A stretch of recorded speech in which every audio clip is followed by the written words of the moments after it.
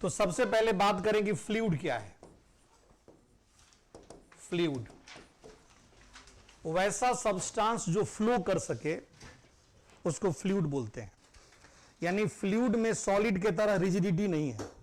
कोई सॉलिड है, जैसे ये है, ये सॉलिड है, ये रिजिड है ना, लेकिन फ्लूइड ऐसा सब्सटेंस है जिसमें सॉलिड की तरह रिजिडिटी नहीं है, यानी वो फ्लो कर सकता है। तो क्या लिखेंगे? The substance which can flow,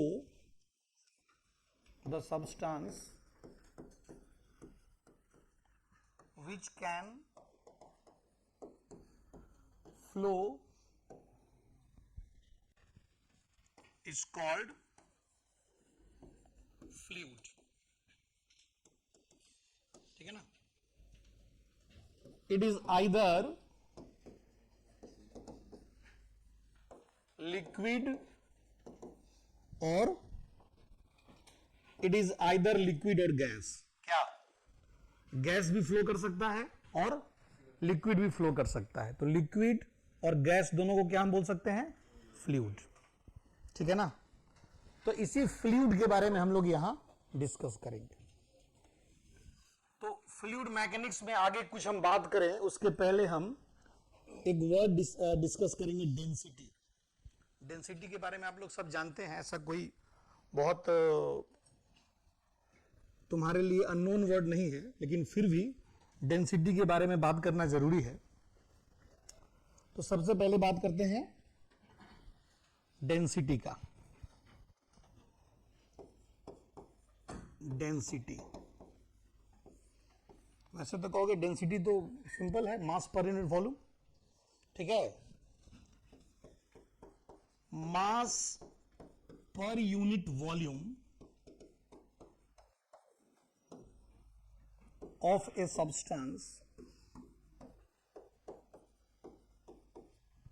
is called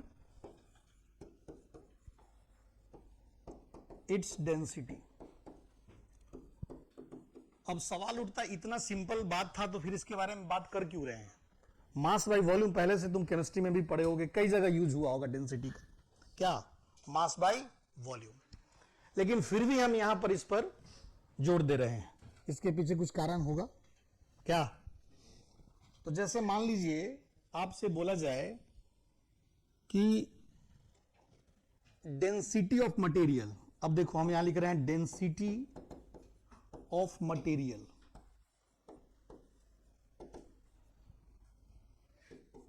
तो इसको लिखते हैं mass of material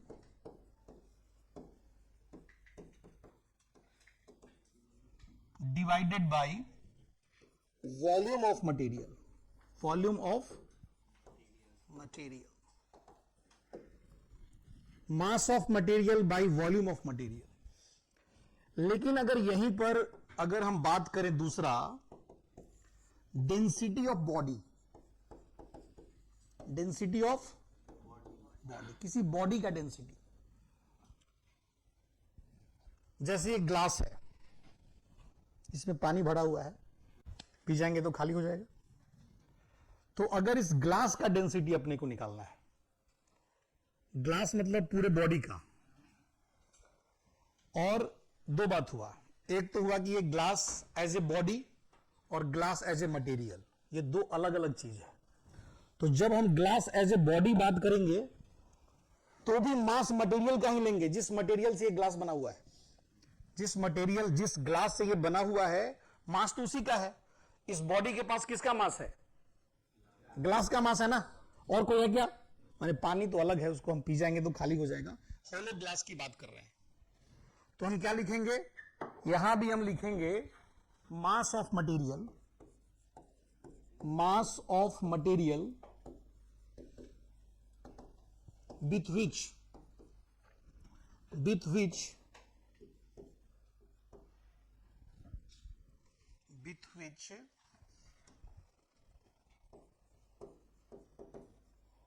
body is made, divided by volume of body, volume of body। अब ये दोनों में अंतर क्या है भाई?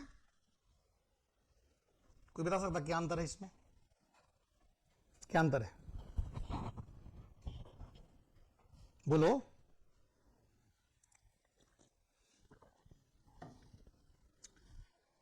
वॉल्यूम ऑफ मटेरियल और वॉल्यूम ऑफ बॉडी में क्या अंतर है? सर मटेरियल जो जिससे बना हुआ है हाँ उसका वॉल्यूम, हाँ, और इसमें पूरा बॉडी का। जैसे मान लो ये ग्लास है, तो जब हम केवल ग्लास का डेंसिटी निकालेंगे, माने एज ए मटेरियल इसका डेंसिटी निकालेंगे, तो हम बोलेंगे मास और डिवाइडेड बाय जितना मटेरियल यूज हुआ है, यानी एरिया इंटू थिकनेस, है ना? एरिया इसका कितना हो गया? 2 पाई आर एल, सिलेंडर की तरह है, तो एरिया इसका हो गया 2 पाई आर एल इंटू थिकनेस, मान लो ये ग्लास का टी है, तो 2 पाई आर एल इंटू टी, ये डेंसिटी ऑफ मटेरियल हुआ।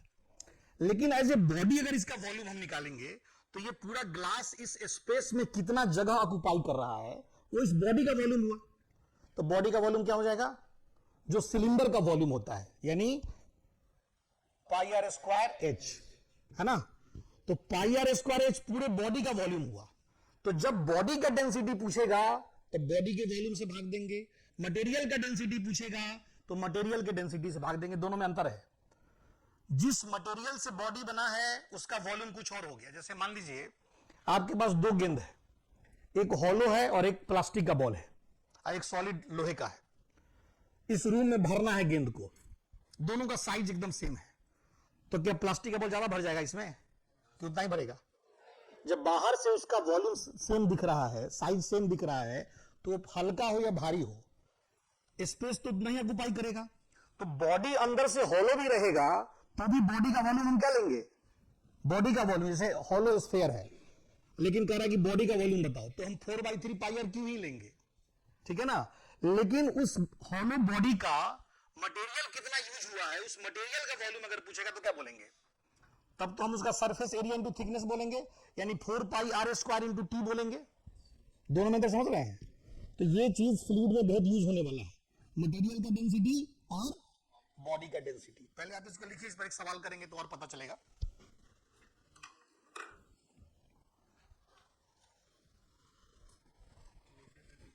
नीचे कर दे, दोनों नीचे।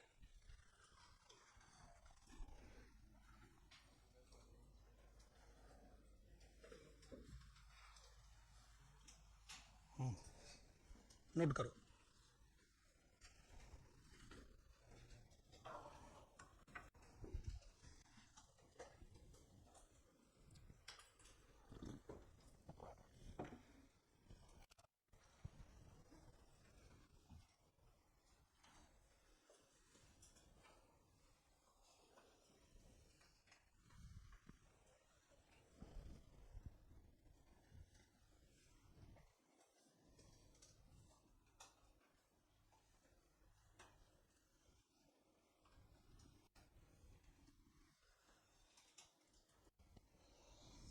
ठीक है, मिटा दो।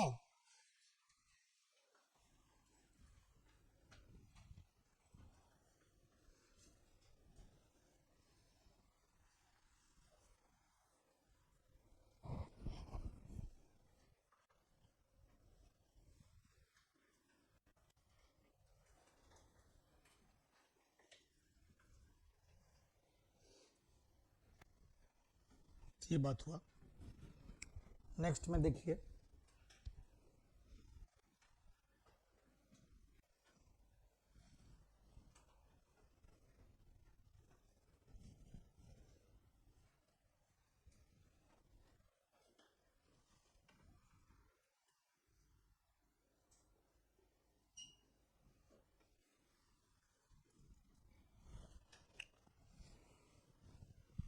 एक क्वेश्चन लिखो।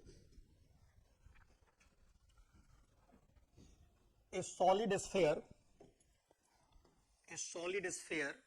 ऐसे लिखो, a solid spherical body, a solid spherical body of radius capital R,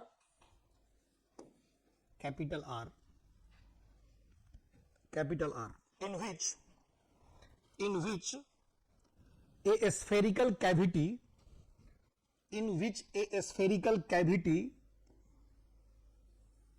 in which a spherical cavity cut out, in which a spherical cavity cut out of radius smaller, है ना, ऐसा कुछ सिचुएशन है, देखो smaller. अब इसमें दिया हुआ है if the density of material of a spherical body is two times that of the density of a spherical body.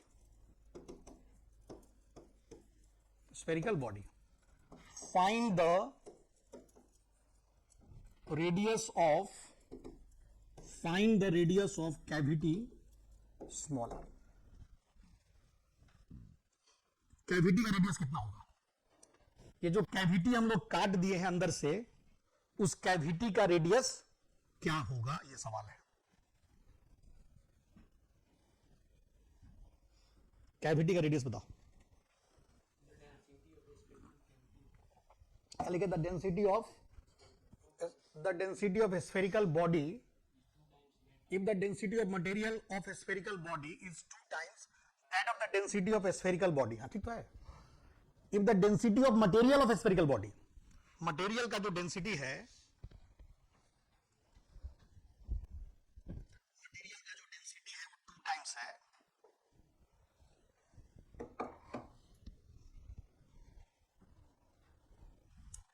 ध्यान दीजिए, if the density of material of a spherical body is 2 times that of the density of a spherical body, spherical body के density के दुगना है किसका density? जिस material से ये डेंसिटी ये बॉडी बना हुआ है उसके। तो बताओ कैविटी का रेडियस क्या है, ये सवाल है। सोचो, केवल डेंसिटी वर्ड पे हम ये सवाल दिए हैं और कोई इसमें कॉन्सेप्ट नहीं है। आप डेंसिटी को बढ़िया समझिए कि डेंसिटी होता क्या है, मटेरियल के डेंसिटी का मतलब क्या है, बॉडी के डेंसिटी का मतलब क्या है, ये मतलब आप समझ जाएंगे, 1 मिनट में सवाल बन जाएगा। क्यों नहीं बन रहा?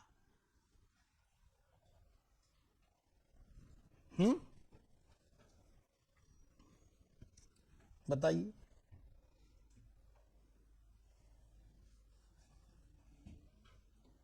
अभी जो तुमको फॉर्मूला हम लिखे नहीं पता चला जी क्या लिखे हम।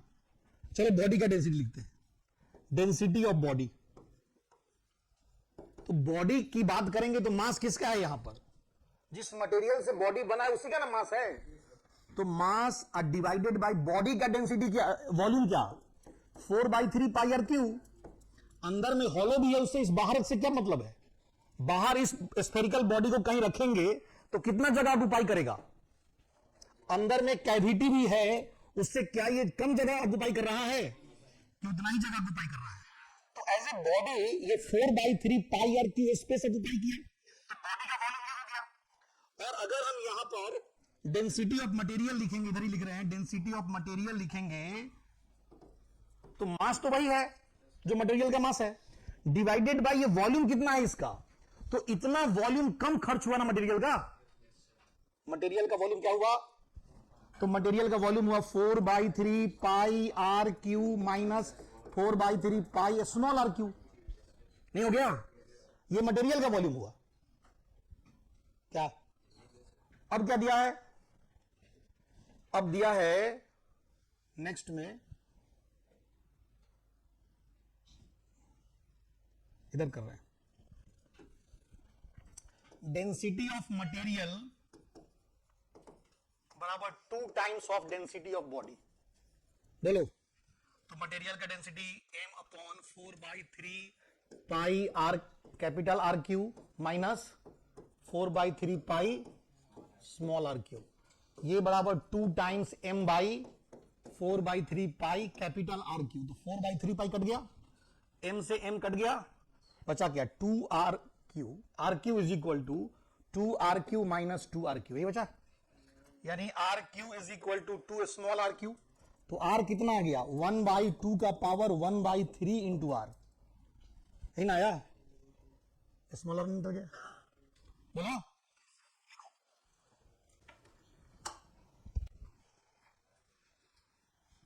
स्पष्ट हुआ कॉन्सेप्ट क्या हम बोलना चाह रहे हैं? अब तुमको समझ में आया कि मटेरियल का डेंसिटी क्या है और बॉडी का डेंसिटी क्या है? चलिए आगे देखिए।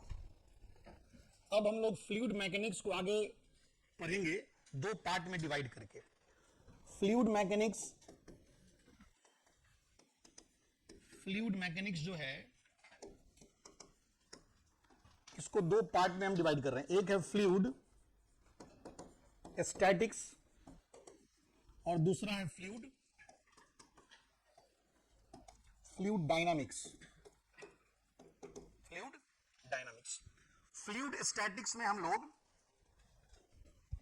जब फ्लूइड रेस्ट में है तब उसके बिहेवियर में क्या क्या हो रहा है इसके बारे में बात करेंगे, माने स्टैटिक फ्लूइड के बारे में, रेस्ट फ्लूइड के बारे में बात करेंगे, और यहां पर फ्लोइंग फ्लूइड के बारे में बात करेंगे, जो फ्लूइड फ्लो कर रहा है उसके बारे में बात करेंगे। तो लिखेंगे in this section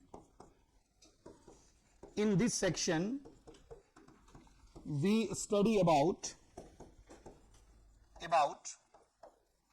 the fluids at rest, fluid at rest, ठीक है। और यहां पे हम लोग बात करेंगे in this section we study about the flowing fluid, flowing fluid।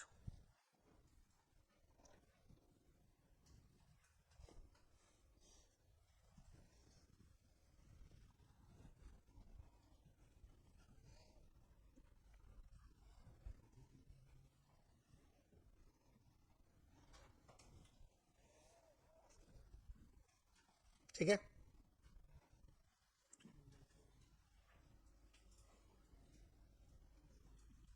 बोलो। तो हम लोग पहले पढ़ेंगे फ्लूइड स्टैटिक्स, है ना। तो आगे हम हेडिंग दे रहे हैं फ्लूइड स्टैटिक्स।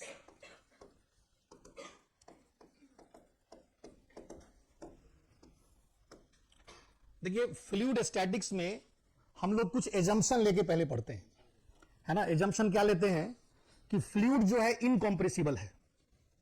अब ये इनकॉम्प्रेसिबल फ्लूइड का मतलब क्या होता है? जैसे सपोज करो कि एक कंटेनर है, इस कंटेनर में कोई भी लिक्विड या गैस, ऐसे तो ओपन है तो इसमें लिक्विड है, सामान लेते हैं। एक ऐसा ओपन कंटेनर है, इसमें लिक्विड भरा हुआ है। अब ये तो तुमको जरूर महसूस हो रहा होगा कि जैसे जैसे नीचे आएंगे फ्लूइड के ऊपर दबाव ज्यादा होगा, यानी नीचे का फ्लूइड ज्यादा दबा हुआ होगा और ऊपर का फ्लूइड कम दबा हुआ होगा। यानी जैसे जैसे नीचे आएंगे कंप्रेशन क्या होगा? ज्यादा होगा। तो कंप्रेशन ज्यादा होगा तो डेंसिटी भी ज्यादा होगा। क्यों? क्योंकि कम ही दूरी में ज्यादा फ्लूइड मॉलिक्यूल्स आ जाएगा कंप्रेशन बढ़ने से। लेकिन हम लोग ये मान के चल रहे हैं कि फ्लूइड इनकॉम्प्रेसिबल है, यानी कहीं पर भी ज्यादा या कम कंप्रेशन नहीं है, ऐसा मान के चलेंगे। ऐसा इसलिए हम बोल रहे हैं क्योंकि ऐसा अगर हम मान के चलेंगे तो हर जगह डेंसिटी क्या हो जाएगा? यूनिफॉर्म हो जाएगा, माने डेंसिटी हर जगह सेम हो जाएगा, है ना। तो हम पहले ही ये मान लिया है कि फ्लूइड क्या है हमारा? इनकॉम्प्रेसिबल है। इनकॉम्प्रेसिबल है मतलब हर जगह डेंसिटी सेम है, यूनिफॉर्म है। दूसरा बात हम ये मान के चलेंगे कि फ्लूइड जो है वो नॉन विस्कस है। क्या क्या माने? एक में हम मान लिए इनकॉम्प्रेसिबल, और दूसरा क्या मान रहे हैं? Non viscous. Incompressible and non viscous. Non viscous का मतलब क्या होता है? जैसे आप सॉलिड में ये पढ़े हैं कि एक सरफेस के ऊपर अगर दूसरा सरफेस का रिलेटिव मोशन होगा तो फ्रिक्शन लगेगा। ठीक उसी तरह से फ्लूइड के लेयर्स के बीच में भी होता है। अगर ये फ्लूइड का लेयर दूसरे लेयर के रेस्पेक्ट में मूव करेगा तो वहां पर भी विस्कस फोर्स, वहां पर भी फ्रिक्शन आएगा। उस फ्रिक्शन को हम बोलते हैं विस्कस फोर्स। क्या बोलते हैं? Viscous force. लेकिन हम यहां मान के चल रहे हैं कि फ्लूइड हमारा नॉन विस्कस है, यानी कोई भी विस्कस फोर्स नहीं है। कोई भी विस्कस फोर्स नहीं है मतलब एलोंग द सरफेस फ्लूइड की लेयर्स पे कोई भी फोर्स नहीं है। नॉन विस्कस मानने का क्या मतलब? नॉन विस्कस मानने का मतलब हुआ कि फ्लूइड के लेयर्स पर अलोंग द सरफेस कोई फोर्स नहीं है। ठीक है, अब कोई भी फोर्स अलोंग द सरफेस नहीं है, इसका क्या मतलब? अलोंग द सरफेस कोई फोर्स नहीं है, इसका क्या मतलब? अगर कोई फोर्स है भी तो वो सरफेस के परपेंडिकुलर है। जैसे ही हम ये बोल रहे हैं कि अलोंग द सरफेस कोई फोर्स नहीं है, मतलब ये हुआ कि अगर कोई फोर्स लगेगा तो किधर लगेगा? सरफेस के परपेंडिकुलर लगेगा। मतलब ये बहुत रिमार्केबल बात है। इस पर कितना सारा सवाल अभी हम करेंगे कि फ्लूइड के लेयर्स पे जो भी फोर्स आएगा वो सरफेस के परपेंडिकुलर आएगा, because fluid is non viscous. ठीक है ना, लिखिए इसी बात को। पहले हेडिंग दो फ्लूइड स्टैटिक्स, नीचे लिखो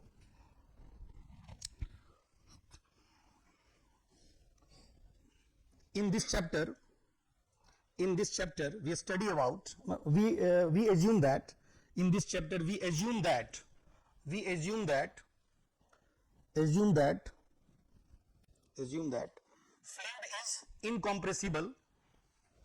fluid is incompressible and non-viscous ठीक है, इसी में पैराग्राफ चेंज करके लिखेंगे, and non viscous. As fluid is incompressible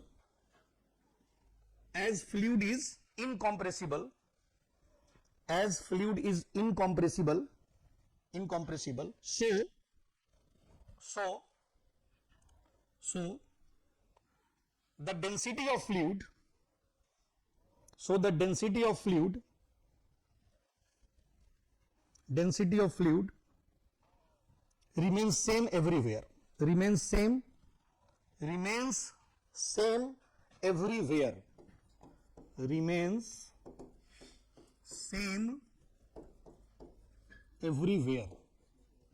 ठीक है, remains same everywhere। एक बात हो गया। also the fluid is non-viscous, so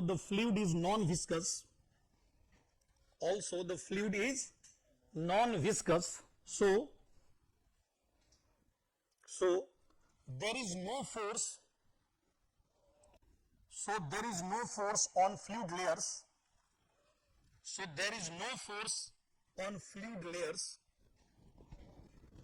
fluid layers, along the surface,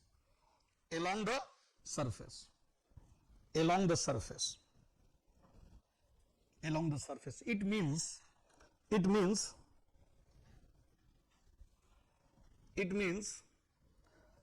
the resultant force developed on fluid layers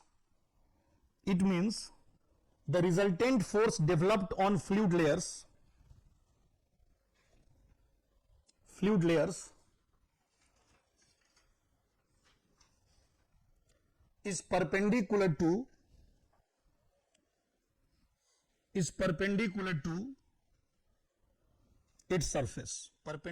its surface, ठीक है ना। क्या हम बोले कि जो भी फोर्स आएगा वो किधर आ जाएगा? परपेंडिकुलर आ जाएगा। देखिए हम ये बात बोले हैं, इसी पे आगे हम बढ़ रहे हैं। तो जैसे मान लीजिए हम एक सिचुएशन ये ले लिए कि if container is at rest, समझना ध्यान से। एक कंटेनर है, इस कंटेनर में कोई भी लिक्विड भर दिए और ये रेस्ट में है, तो कहोगे कि कोई फोर्स लग रहा है कि नहीं लग रहा है? तो बिल्कुल लग रहा है। कौन सा लग रहा होगा? इसके किसी भी एलिमेंट पे, मान लो एक फ्लूइड के सरफेस पर एक एलिमेंट ले लिए जिसका मास dm है, तो इस पर एक फोर्स लगेगा, dm इंटू जी सरफेस के परपेंडिकुलर है कि नहीं है? along द सरफेस कोई फोर्स डेवलप ही नहीं होगा, जो भी डेवलप होगा किधर होगा? इसीलिए तो फ्लूइड का लेयर हॉरिजॉन्टल होता है। क्यों कोई मना कर रहा है? ग्लास में ऐसे हो जाता अपने आप। ग्लास में फ्लूइड का सरफेस एकदम हॉरिजॉन्टल क्यों है? वो टेढ़ा क्यों नहीं हो गया? इसलिए नहीं हुआ कि अगर टेढ़ा होगा तो mg का कंपोनेंट सरफेस के अलॉन्ग भी हो जाएगा। mg का कंपोनेंट सरफेस के एलोंग भी हो जाएगा। चूंकि सरफेस के एलोंग फोर्स होना नहीं है और mg वर्टिकल ही लगेगा, mg वर्टिकल ही लगेगा, तो सरफेस को हॉरिजॉन्टल ही होना पड़ेगा, तभी ना इधर कोई फोर्स नहीं आया। बोलिए। लेकिन अब इसी में हम बात कर रहे हैं दूसरा,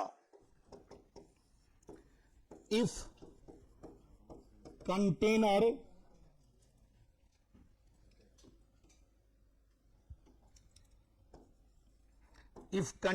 is accelerating on horizontal surface। देखिए ध्यान दीजिए हम क्या बोल रहे हैं।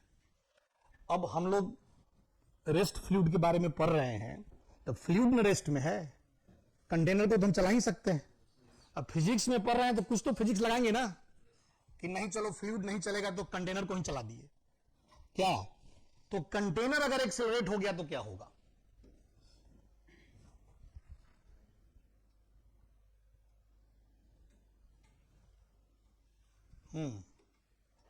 जैसे मान लीजिए ये एक हॉरिजॉन्टल सरफेस है, यहां पर क्या किए कि एक कंटेनर है,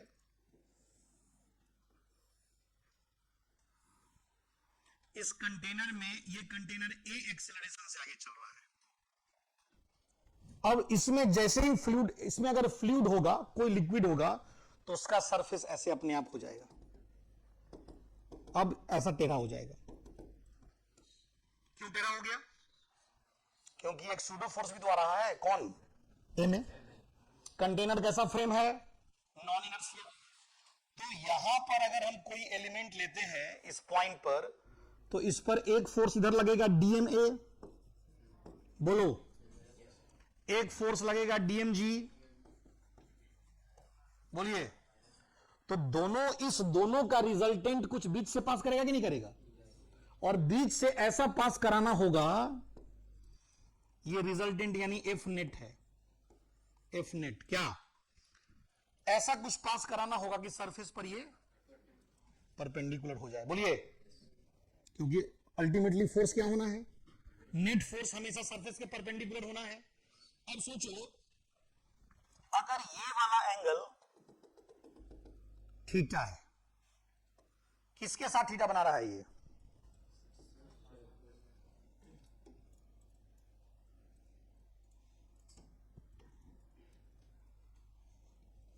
ये एंगल को हम थीटा मान लिए।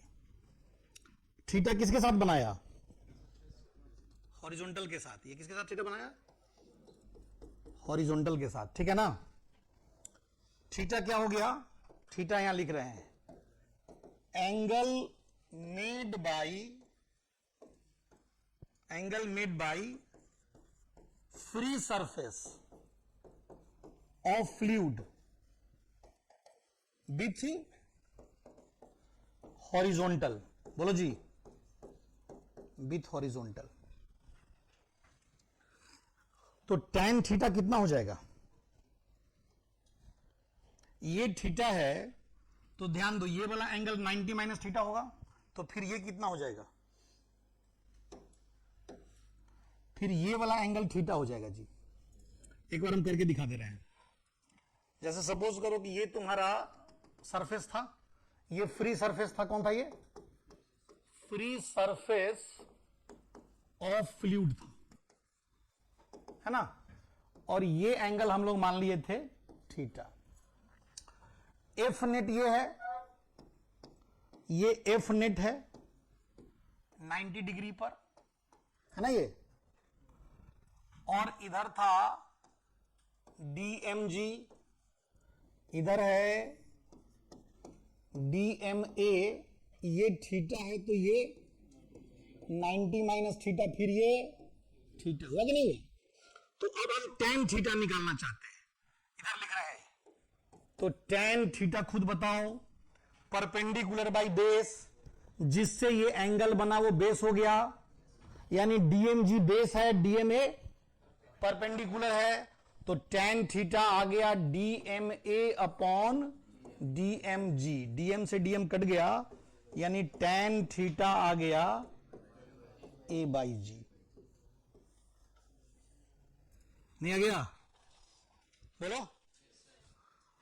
तो अगर कंटेनर हॉरिजॉन्टल डायरेक्शन में एक्सेलरेट हो रहा है तो फ्लूइड का सरफेस इंक्लाइन हो जाएगा, और कितने एंगल पे इंक्लाइन होगा? tan theta is equal to a by g पे इंक्लाइन होगा। थीटा क्या है? Angle made by free surface of fluid with horizontal. ठीक है, नोट करो। अब देखो, इस पर एक सवाल करते हैं, देखते हैं कितना लोग बनाता है ना।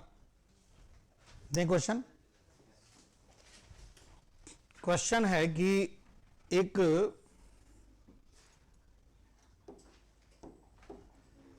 कंटेनर है,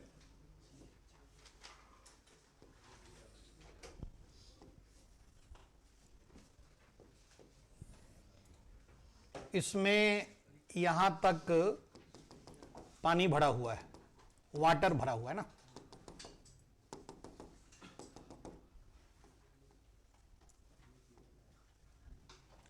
और ये इसका जो डिस्टेंस है ये 5 मीटर है। कितना है? 5 मीटर। और ये हाइट जो है ये 12 मीटर है, और वाटर 8 मीटर तक अभी भरा हुआ है। कितना तक भरा हुआ है? क्वेश्चन है कि कंटेनर का अधिक से अधिक क्या हॉरिजॉन्टल एक्सेलरेशन हो, कंटेनर का अधिकतम हॉरिजॉन्टल एक्सेलरेशन क्या हो कि पानी कंटेनर के बाहर ना गिरे। ठीक है, लिखिए, find the maximum possible acceleration, maximum possible horizontal acceleration, horizontal acceleration of container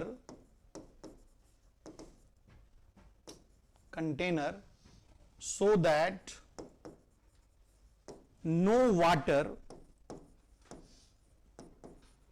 fall out of the container. Container के बाहर पानी नहीं गिरना चाहिए। देखते हैं कौन सही सही बताता है सबसे पहले।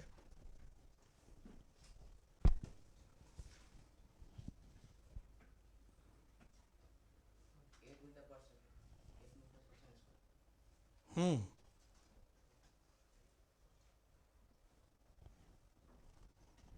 8 मीटर पर सेकंड स्क्वायर आ रहा है। सब कोई ट्राई कर लिया? क्या करोगे इसके लिए? ना ठीक है, जैसे ऐसा कुछ सिचुएशन हो जाएगा,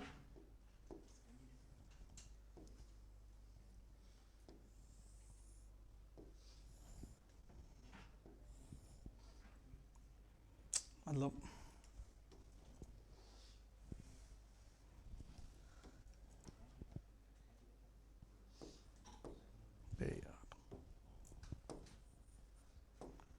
तो मान लो यहां तक कंटेनर है हमारा, तो वाटर लेवल कुछ ऐसा हो जाएगा। यही ना हो सकता है, क्योंकि इससे थोड़ा भी ऊपर जाएगा तो पानी गिरने लगेगा।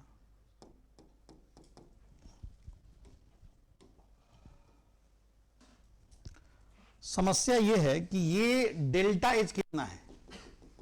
मान लो यहां तक पानी ऐसे भरा हुआ है ना, ये जो हाइट है इसको अब हम डेल्टा एच मान लेते हैं, और ये तो 5 मीटर दिया है ही, और ये एंगल अगर थीटा है और एक्सेलरेशन ये ए मैक्स है, तो tan theta is equal to a max by g, अरे ए बाई जी, और यही tan theta delta h upon 5 होगा कि नहीं होगा? लेकिन सवाल है कि डेल्टा एच कितना होगा? कैसे? अरे कैसे 8 कैसे निकाले, ये जानना चाह रहे हैं। हाँ मैंने ठीक है, ये 4 ऊपर तक जाएगा तो इधर 4 नीचे तक जाएगा। लेकिन तुम्हारे मन में ये सवाल आ रहा होगा कि 4 क्यों जाएगा, इधर 4 गया तो इधर 4 ही कैसे आएगा, ये हमको विश्वास नहीं हो रहा है। नहीं, जैसे ये इधर 4 तक उठेगा ना तो इधर 4 तक ही डाउन होगा, ये जरूरी है। तो इसके लिए कोई समस्या नहीं है, एकदम 4 ही नीचे आएगा, वो सही है, 8 होगा वो। लेकिन अगर आपको कंफ्यूजन हो इस तरह के क्वेश्चन में तो आप कंजर्वेशन ऑफ वॉल्यूम लगा दो। अरे पानी जितना इसमें है उतना ही ना इसमें है, तो वाटर का वॉल्यूम तो सेम होगा। चलो क्या लिखेंगे, volume of water, volume of water हम निकाल रहे हैं बराबर, इनिशियली क्या वॉल्यूम था भाई, हाफ, 8 इंटू 5, 8 इंटू 5 नहीं सॉरी हाफ क्यों, सीधे 8 इंटू 5 ना, अरे तो रेक्टेंगल है भाई, 5 इंटू 8 इंटू टी हम लिख देते हैं। टी क्यों, अंदर की तरफ भी तो होगा मोटाई, तो अंदर का थिकनेस को हम टी मान लिए, समझ रहे हो ना।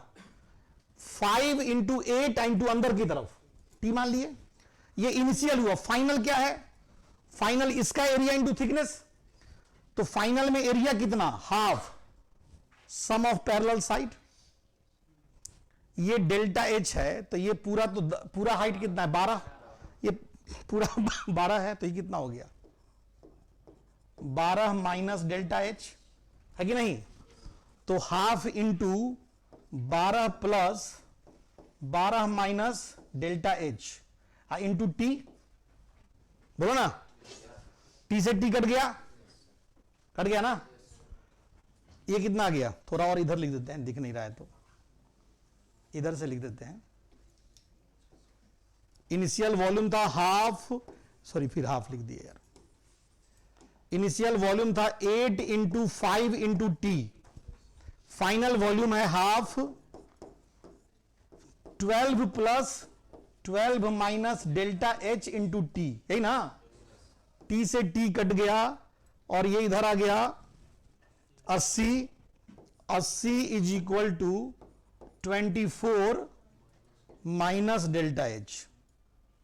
ये कैसे आ गया यार, सम ऑफ पैरेलल साइड के थे ना, वो हाइट भी तो होगा 5। अच्छा 5 मीटर हाइट छूट गया, देखो ये 5 भी तो इसमें आ गया जी। अरे sum of parallel side into ये भी तो लेंगे ना, ट्रेपीजियम का area half into sum of parallel side into दोनों के बीच का डिस्टेंस 5 इंटू टी ना, 5 छूट गया था, तब कितना आया, एकदम कर रहे हैं कि अब कितना है 24 इंटू 5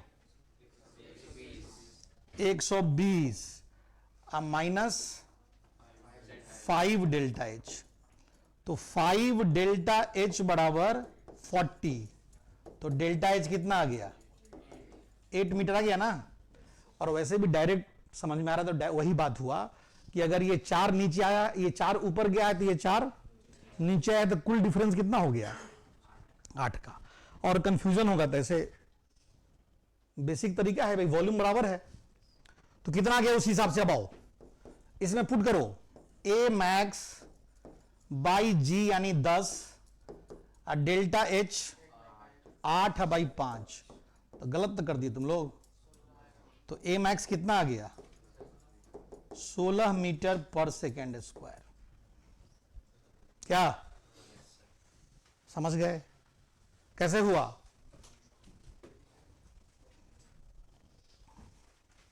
यही कंटेनर को अगर इंक्लाइन प्लेन पे एक्सेलरेट कर दे तो क्या होगा, है तुम लोग अगर न्यूटन्स लॉ पढ़े होगे या वीडियो देखे होगे तो उसमें इस तरह का कैलकुलेशन वहां भी किए हैं। एक कार के अंदर सिंपल पेंडुलम लटका हुआ है, कार अगर हॉरिजॉन्टल सरफेस पे चल रहा है तो कितना से डिफ्लेक्ट कर जाएगा, कार अगर इंक्लाइन सरफेस पे चल रहा है तो कितना से डिफ्लेक्ट कर जाएगा। तो जो वहां वाला सीखेगा वो यहां अपने आप कर लेगा। एक ही कैलकुलेशन हम कई जगह यूज करते हैं। न्यूटन्स लॉ में जो सिंपल पेंडुलम के बारे में बात किए वही यहां फ्लूइड में कर रहे हैं, कंटेनर के फ्री सरफेस के इंक्लिनेशन, कंटेनर के अंदर लिक्विड का सरफेस कैसा इंक्लाइन होगा। यही बात एसएचएम में पढ़ोगे, सिंपल पेंडुलम का टाइम पीरियड जब निकालेंगे तब, कि कार के अंदर सिंपल पेंडुलम लगा हुआ है, कार एक्सेलरेट हो रहा है हॉरिजॉन्टल सरफेस पे, इंक्लाइन सरफेस पे। एक कैलकुलेशन कई जगह फिजिक्स में यूज होता है, जैसे आप देखिए आगे अपने समझ में आएगा। बढ़े आगे। इफ कंटेनर इज एक्सेलरेटिंग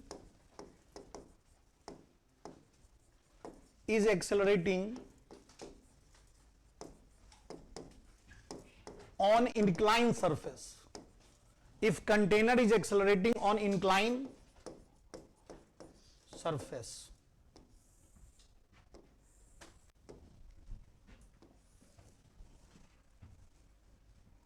तो देखो ये इंक्लाइन सरफेस पर एक्सेलरेट हो रहा है, ये थीटा एंगल है, थीटा नहीं इसको अल्फा मान लो, क्योंकि थीटा हम एक उसको मान लिए हैं तो हर जगह उसी को। ये इंक्लाइन सरफेस का इंक्लिनेशन हम मान लिए अल्फा, और इसके ऊपर एक कंटेनर जिसमें कि लिक्विड भरा हुआ है,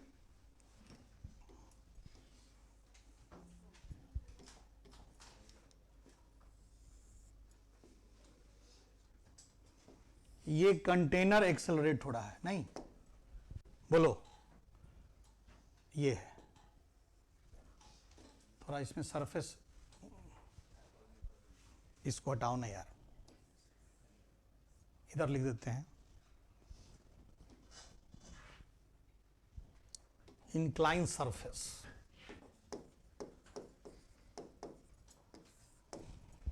मान लीजिए कि ये इधर ए एक्सेलरेशन से इधर जा रहा है, ठीक, इंक्लाइन के लॉन्ग इधर ए एक्सेलरेशन से चल रहा है, तो सरफेस कुछ ऐसा हो जाएगा, नहीं। अब ये हॉरिजॉन्टल से नहीं, अब हम जिस सरफेस पे चलेगा ना पहले उससे एंगल निकालेंगे। हॉरिजॉन्टल पे चल रहा था तो हॉरिजॉन्टल से एंगल निकाले, इंक्लाइन पे चल रहा है तो इंक्लाइन से। तो हम इंक्लाइन के पैरेलल एक लाइन ड्रॉ कर रहे हैं, ये लाइन जो है किसके पैरेलल है, इंक्लाइन के पैरेलल, और इसको हम थीटा मान रहे हैं, और ये थीटा अब हमको निकालना है, ठीक। चलो और किसी और कलर से लिखते हैं, तो सूडो इस पर फोर्स लगाओ। क्या क्या फोर्स, मान लीजिए यहां पर एक एलिमेंट है, कोई नया काम करने नहीं बोल रहे तुमसे हम, कोई फ्री सरफेस पर कोई एलिमेंट लेना है और उस एलिमेंट का फ्री बॉडी डायग्राम बना देना है, अपने आप काम होगा। क्या क्या फोर्स दिखाइएगा, इधर क्या दिखाइएगा, d M G sine alpha, m जी साइन अल्फा इंक्लाइन के long, d M G cos alpha incline के परपेंडिकुलर, और एक और d M a pseudo force, ये भी तो है। इस दोनों फोर्स का और इसका रिजल्टेंट इसके बीच में होगा, तो ये हो गया अपना रिजल्टेंट एफ नेट। रिजल्टेंट इस सरफेस पे परपेंडिकुलर होगा, बोलो, यही ना बात करते हैं कि रिजल्टेंट फोर्स हमेशा सरफेस के परपेंडिकुलर हो गया। अब बोलो, जब ये थीटा है तो ये 90 माइनस थीटा है, फिर ये क्या हो गया, थीटा हो गया। चलिए डायरेक्ट लिख सकते हैं अब, tan theta is equal to, tan theta कितना, ये बेस हुआ, ये परपेंडिकुलर हुआ, D M G sine alpha plus D M A divided by D M G cos alpha. tan theta is equal to G sine alpha plus A by G cos alpha. हो गया कि नहीं हो गया, क्या दिक्कत है इसमें।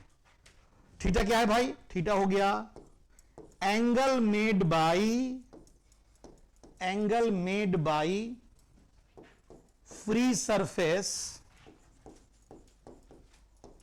Of fluid with inclined surface, with, ये किसके साथ एंगल है, इंक्लाइन सरफेस। जब हॉरिजॉन्टल पे चल रहा था तो फ्री सरफेस का हम हॉरिजॉन्टल से एंगल निकाले, जब इंक्लाइन सरफेस पे चल रहा है तो फ्री सरफेस का एंगल हम किससे निकाले, इंक्लाइन से निकाले। इसमें क्या नया काम कर रहे हैं, यही काम हम लोग न्यूटन्स लॉ में करते थे कि नहीं करते थे। तो इस तरह से हम लोग tan थीटा निकाल लेंगे। लिखो कॉन्सेप्ट क्या है सब में, क्या एक कॉन्सेप्ट पे हम चल रहे हैं, net force is perpendicular to fluid layers, fluid के लेयर के परपेंडिकुलर नेट फोर्स है। यही बात को ध्यान में रख के ये सब कुछ लिख रहे हैं।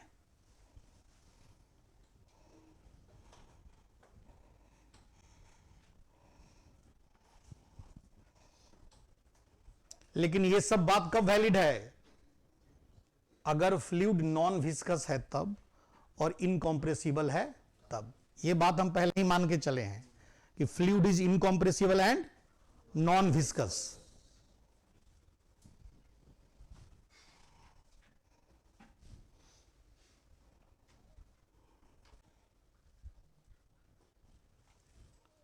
हो गया जी।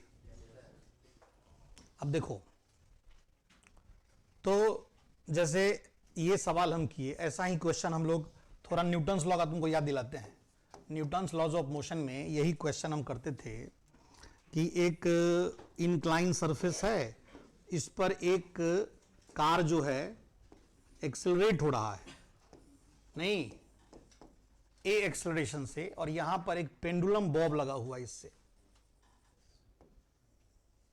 एक पेंडुलम बॉब लगा हुआ है। तो ये इंक्लाइन पर एक परपेंडिकुलर डाल दिए, ये एंगल अगर थीटा है तो थीटा क्या होगा, थीटा क्या होगा, ये सवाल था। ऐसा हम लोग किए हैं पहले भी। तो वही काम करते हैं फिर से एक बार, इधर mg साइन अल्फा, इधर mg कॉस अल्फा, अब प्लस ये कंटेनर एक्सेलरेट हो रहा है, तो कंटेनर के रेस्पेक्ट में हम बात कर रहे हैं, तो सूडो फोर्स ma, टेंशन यहां पर T है ना, ये थीटा है तो ये भी थीटा, इधर क्या T कॉस थीटा, इधर क्या T साइन थीटा, तो T साइन थीटा कितना, बैलेंस करो, mg sign alpha plus ma, और T cos theta mg cos alpha, दोनों को डिवाइड कर दो, तो tan थीटा बराबर g sign alpha plus a।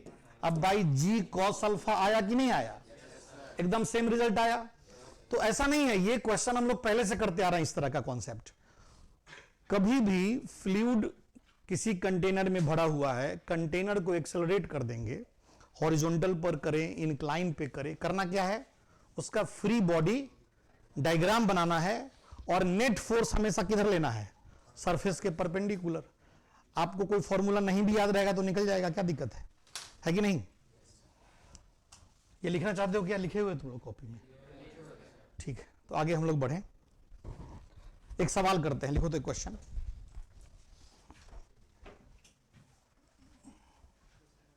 एक क्वेश्चन लिख रहे हैं, एक container is partially filled with water,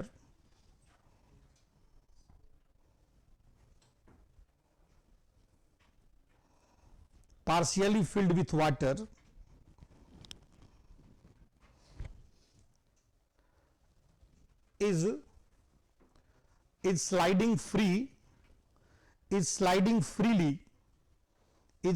freely on a smooth inclined surface,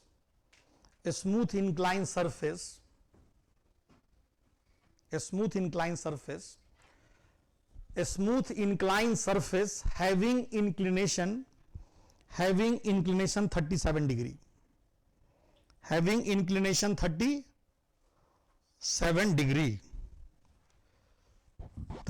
degree है ना। Find the angle made by free surface of water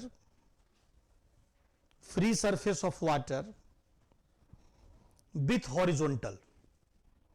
Find the angle made by free surface of water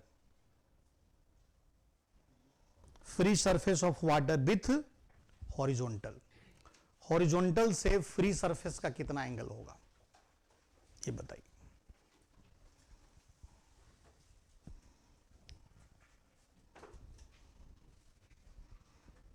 freely slide होने का क्या मतलब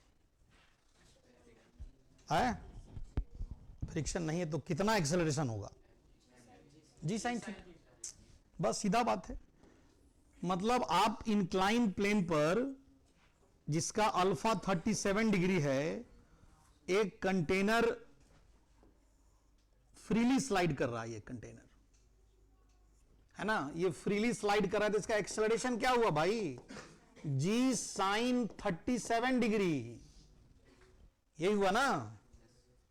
बोलिए। अब बनाओ, free surface कितना एंगल बनाएगा, बनाओ।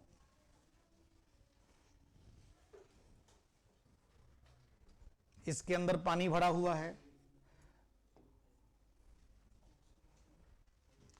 कंटेनर फ्रीली गिर रहा है, मतलब कोई अपोज नहीं कर रहा है, तो mg साइन थीटा फोर्स लगेगा। mg साइन थीटा लगने का मतलब एक्सेलरेशन क्या हुआ? g sine theta. थीटा यानी अल्फा यहां 37 दिया हुआ है,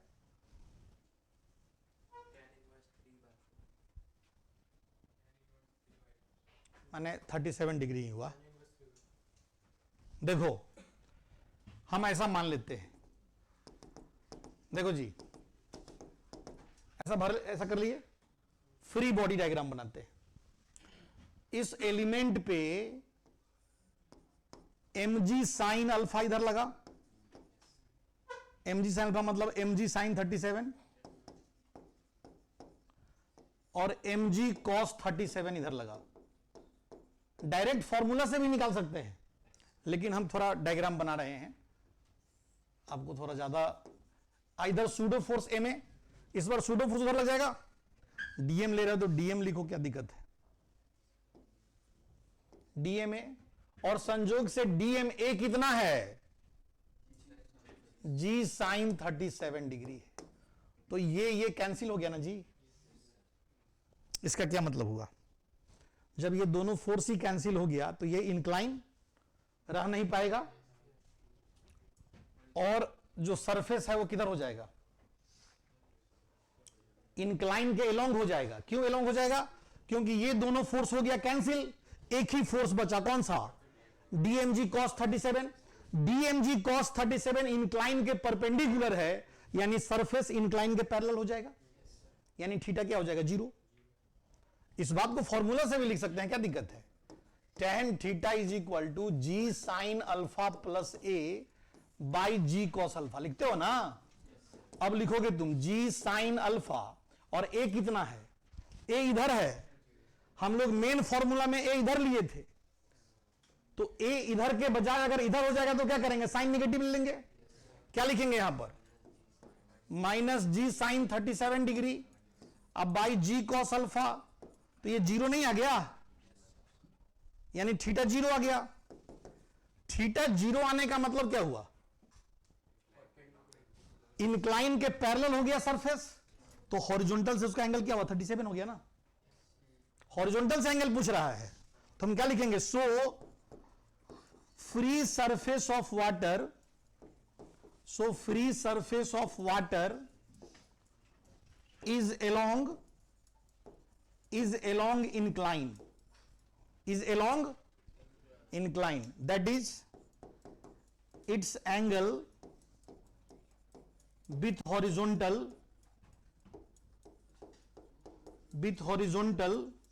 is 37 डिग्री। माने वही tan इनवर्स 3/4 ही हुआ।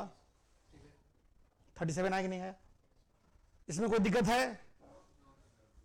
सरफेस कब कैसा होगा ये हम निकाल सकते हैं कि नहीं निकाल सकते हैं? बोलो, इसमें किसी को कोई दिक्कत है? हर बार फ्री बॉडी डायग्राम बनाना पड़ेगा। फॉर्मूला भी लगा सकते हो, लेकिन डायग्राम बना लो तो ज्यादा स्पष्टता से लिख पाओगे।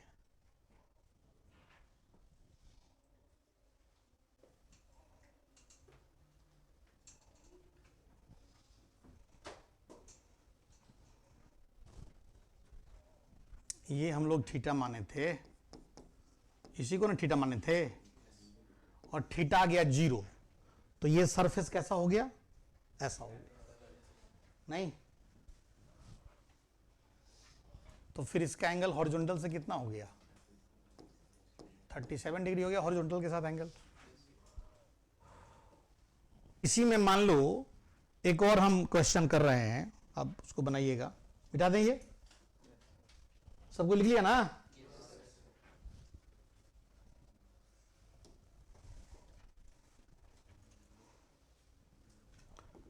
क्वेश्चन नंबर 1 है,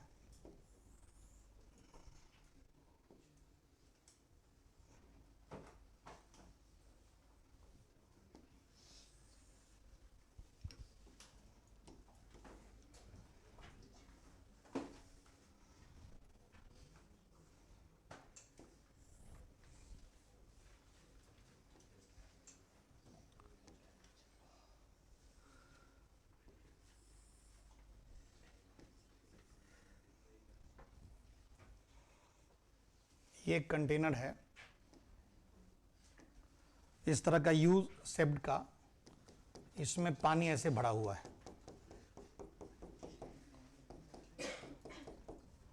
एक में, दूसरा में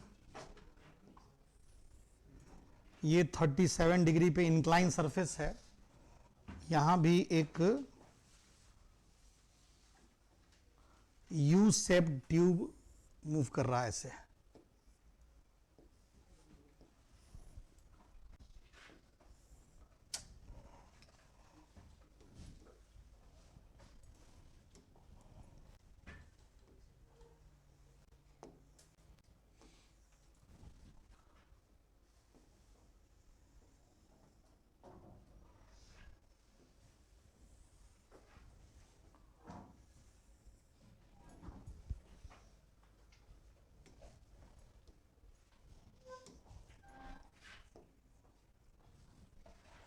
इसमें ऐसे पानी भरा हुआ है,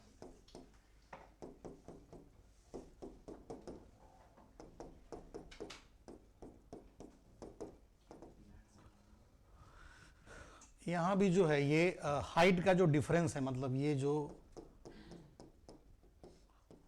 अगर हम जो लेवल देखें तो ये डेल्टा एच है, कितना है, डेल्टा, बाहर से कर देते हैं,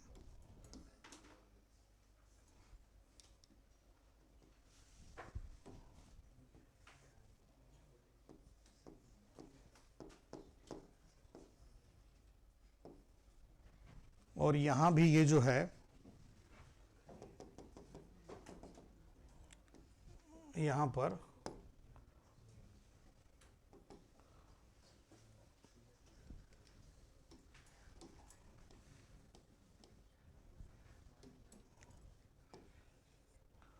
ये जो डिस्टेंस है वो डेल्टा एच ही है, यहां भी ये 1 और ये 2, दो सिचुएशन है। इसमें भी ये जो है एक्सेलरेशन इसका a बराबर g/5 है, और यहां भी इसका एक्सेलरेशन a बराबर g/5 है, ठीक है। फिगर 1 में U shape tube horizontal surface पे एक्सेलरेट हो रहा है, फिगर 2 में इंक्लाइन सरफेस पे एक्सेलरेट हो रहा है। दोनों केस में डेल्टा एच बताना है कि लिक्विड का जो आर्म्स में डिफरेंस है हाइट का वो कितना है। लिखो, क्वेश्चन लिखो तो, in both situation U shaped tube, U shaped tube is moving with constant acceleration, a is equal to g/5, find the difference in height of liquid, find the difference in height of liquid in two arms, arm हाथ, 2 arms,